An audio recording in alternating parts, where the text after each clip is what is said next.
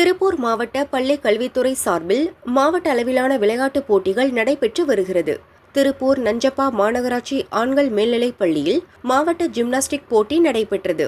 பள்ளி தலைமை ஆசிரியர் கர்னல், மாவட்ட உடற்கல்வி ஆய்வாளர் மகேந்திரன் போட்டிகளை துவக்கி வைத்தனர்.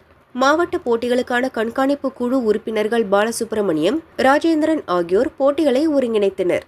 மாவட்டத்தின் 7 குறுமை அளவிலான போட்டிகளில் வெற்றி பெற்ற 51 பேர் இப்போட்டியில் பங்கேற்று விளையாடினர். 14 வயது மற்றும் 17 வயது மாணவர் பிரிவில் முறையே வி.கே. ஐயங்காளிபாளையம் அரசு மேல்நிலைப் பள்ளி மாணவர்கள் வருஷன் பாண்டி, தினேஷ் ஆகியோர் முதலிடம் பெற்றனர். 19 வயது பிரிவில் கணபதிபாளையம் அரசு மேல்நிலைப் பள்ளி மாணவர் சுமன் முதலிடம் பெற்றார். மாணவியர் பிரிவில் எம்.எஸ். வித்யாலயா பள்ளி மாணவி தியா, 17 வயது மற்றும் 19 வயது பிரிவில் முறையே அலங்கியம் அரசு மேல்நிலைப் பள்ளி மாணவி சுலைகா பர்வீன், இலக்கியா முதலிடம் பெற்றனர்.